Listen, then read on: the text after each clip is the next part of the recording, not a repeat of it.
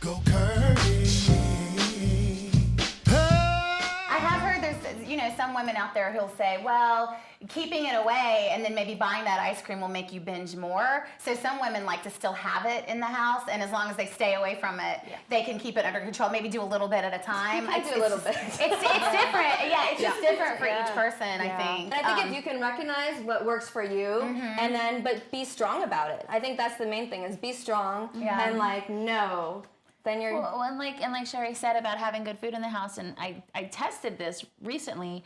I was recently in a car accident. I'm okay. I was rear-ended. I mean, I'm in pain and whatnot. But that night before I went home, not knowing what I was going to feel like when I woke up the next morning, I went to Trader Joe's and I made sure I got myself a bunch of meals, because I'm like, you might be in bed for the next couple days. Yeah. And I bought healthy stuff. Well, guess what? Over that week, I didn't find myself going to the drive-thru, because in my head I'm like, wait, no, you have that salad at home that you want to make, or you have that thing. That's good.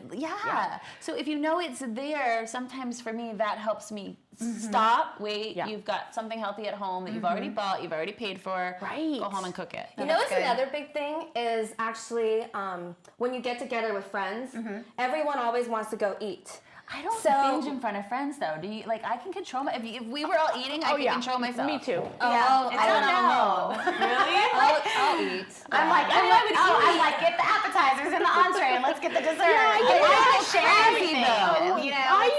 I used to not eat. And now I'm like, I'm eating. I'm hungry. I'm eating. But in a normal fashion, like I would eat normally in front of you guys, but it's when I'm alone that it's. And but I don't do other things. I think that's what I've been starting to do, is like if I go out with friends, I'll say, let's go for a walk, or let's go for a hike, or let's just do coffee and like a little dessert. And I also think you could take some time when you're experiencing that rush that's going through your body to get to the fridge or to the cabinets. By the way, I need to practice what I'm preaching. I'm not saying that I need a lot of help in this area, but I have heard that if you just take a couple of minutes right before, just calm it down, just bring and get in touch with whatever that emotion is that is bringing up the feeling that you need to go get that food. They say sometimes take 5 minutes. Yeah, 5 minutes. Yeah. Just a couple minutes. And I think the other thing too is knowing if you're really hungry or not, and if it's just emotional eating, or you're just eating, you're hungry. You know what, too? This is a weird thing that's been connected to my emotional eating for years, and I am definitely a good deal heavier than I was when I was just an actress in New York City. So much heavier. Back then, if a guy was admiring what I looked like, I felt ashamed that he was doing that.